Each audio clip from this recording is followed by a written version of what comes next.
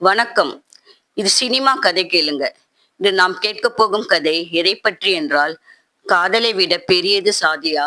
மனிதனை விட பெரியது மூட நம்பிக்கையா? ஒரு பெண்ணின் வாழ்க்கையை கிராமமே சேர்ந்து எப்படி சிதைக்க முயன்றது? 2 இளம் இதயங்கள் எப்படி எல்லாவற்றையும் எதிர்த்து போராடின என்பதை சொல்லும் உணர்ச்சி மிக்க கிராமத்து காவியம் கிழக்கே போகும் ரயில்.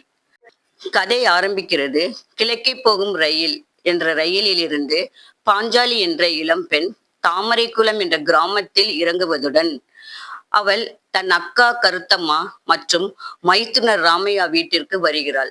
வந்தவுடன் தங்களுடைய அம்மா 2 நாட்களுக்கு முன்பே இறந்து விட்டதாக அக்காவிடம் சொல்லுகிறாள். அந்த செய்தியால் கருத்தம்மா உடைந்து போகிறாள். ஆனால் அவளுடைய கணவன் ராமையாவின் பார்வை பாஞ்சாலியின் மீது வேறு விதமாக இருக்கிறது. அவளை ஆசையோடு பார்க்க ஆரம்பிக்கிறான். அதே கிராமத்தில் பரஞ்சோதி என்ற இளைஞன் வாழ்கிறான். படித்த பட்டதாரி. ஆனால் வேலை இல்லை. அதனால் ஊரில் இருக்கும் அனைவரும் அவனை பயனற்றவன் என்று நினைக்கிறார்கள். அவனுடைய அப்பா மருது ஒரு முடி திருத்தும் தொழிலாளி.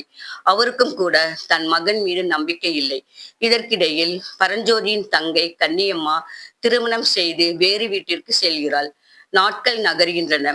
பாஞ்சாலியும் பரஞ்சோதியும் அடிக்கடி சந்திக்க ஆரம்பிக்கிறார்கள். மெதுவாக அந்த நட்பு காதலாக மாறுகிறது. ஒருவரை ஒருவர் புரிந்து கொள்கிறார்கள். எதிர்காலத்தை கனவு காண ஆரம்பிக்கிறார்கள். ஆனால் அந்த கிராமம் காதலை புரிந்து கொள்ளும் கிராமம் இல்லை. ஒரு நாள் பரஞ்சோதி பாஞ்சாலியின் பின்னால் ஓடுவதை சிலர் பார்த்து விடுகிறார்கள். உடனே ஊர் முழுக்க வதந்தி பரவுகிறது. அந்த விஷயம் கிராம பஞ்சாயத்துக்கு வருகிறது. பாஞ்சாலியிடம் தவறாக நடக்க முயன்றதாக பரஞ்சோதி மீது குற்றம் சாட்டப்படுகிறது. ஓய்வு பெற்ற இராணுவ வீரரான பட்டாளத்தார் மற்றும் விவசாயி பொன்னாண்டி இருவரும் பரஞ்சோதி தவறு செய்யவில்லை என்று சொல்கிறார்கள். ஆனால் அவர்களின் வார்த்தையை யாரும் கேட்கவில்லை. பஞ்சாயத்து கொடூரமான தண்டனை கொடுக்கிறது. பரஞ்சோதியின் அப்பாவே அவனுடைய தலையை மொட்டையடிக்க வேண்டும் என்று. தன் மகனின் தலைமுடியை கண்ணீர் மல்க மருது மொட்டையடிக்கிறார். அதற்கு பிறகு பரஞ்சோதியை ஒரு கழுதையின் மீது ஏற்றி ஊர் முழுக்க அவமானப்படுத்துகிறார்கள். அதே நேரத்தில் பாஞ்சாலியும் தண்டிக்கப்படுகிறாள்.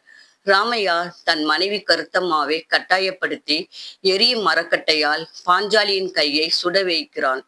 இந்த அவமானத்தை தாங்க முடியாமல் மருது ஊர் குளத்தில் குதித்து தற்கொலை செய்து கொள்கிறார். தந்தையின் மரணம் பரஞ்சோதியை உடைத்து விடுகிறது. அவன் இந்த கிராமத்தை விட்டு வெளியேற முடிவு செய்கிறான்.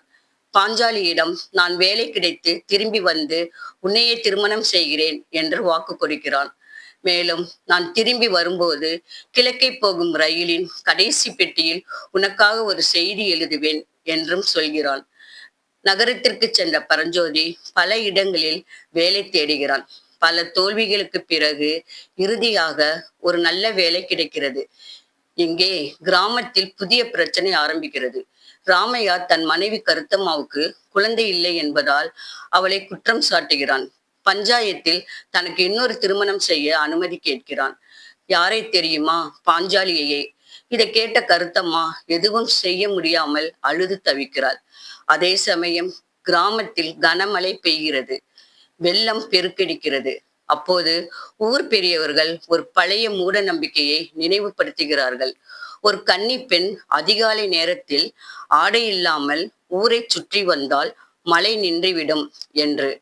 அதிர்ச்சியாக அந்த சடங்கிற்கு பாஞ்சாலியே தேர்ந்தெடுக்கப்படுகிறாள். அவளின் விருப்பம் மானம் எதுவும் யாருக்கும் முக்கியமில்லை. சடங்கு நடக்கும் நாள் வருகிறது. அதே நேரத்தில் பரஞ்சோதி மகிழ்ச்சியோடு வேலை கிடைத்து கிராமத்திற்கு திரும்பி வருகிறான். ஆனால் அவன் பார்க்கும் காட்சி அவனை அதிர்ச்சியில் உறைய வைக்கிறது. பாஞ்சாலி அவமானப்படுத்தப்பட்ட நிலையில் ஊரை சுற்றி வருகிறாள். உடனே தன் மேலிருந்த துணியை அவளுக்கு போர்த்துகிறான். அவளது கையை பிடித்து அங்கிருந்து ஓட ஆரம்பிக்கிறான். கிராம மக்கள் அவர்களை விரட்டுகிறார்கள். அப்போது பட்டாளத்தார் தன் உயிரை பணயம் வைத்து மக்களை தடுத்து நிறுத்துகிறார். அவர்கள் தப்பி செல்ல அவர் தனியாக போராடுகிறார். இறுதியில் அந்த கொடூர கூட்டத்தால் பட்டாளத்தார் கொல்லப்படுகிறார். ஆனால் அவரின் தியாகம் வீணாகவில்லை. பரஞ்சோதியும் பாஞ்சாலியும் ஓடிக்கொண்டிருந்த கிழக்கே போகும் ரயிலை பிடித்து ஏறிவிடுகிறார்கள். ரயில் மெல்ல கிராமத்தை விட்டு தூரமாக செல்கிறது. காதலை புரிந்து கொள்ளாத மூட நம்பிக்கையில் வாழ்ந்த அந்த கிராமத்தையும் அவர்கள் பின்னால் விட்டுவிட்டு புதிய வாழ்க்கையை நோக்கி பயணிக்கிறார்கள். கிழக்கே போகும் ரயில். இது வெறும் காதல் கதை அல்ல. சாதி, மூட நம்பிக்கை, பெண்களின் உரிமை, மனித நேயம் இவற்றை பற்றி துணிச்சலாக பேசிய தமிழ் சினிமாவின் மறக்க முடியாத கிராமத்து படைப்புகளில் ஒன்று. இந்த கதை உங்களுக்கு பிடித்திருந்தால் இது போன்ற அரிய பழைய திரைப்படங்களின் முழு கதை சுருக்கங்களை தொடர்ந்து கேட்க சினிமா கதை கேளுங்க சேனலை சப்ஸ்கிரைப் பண்ண மறக்காதீர்கள். நன்றி.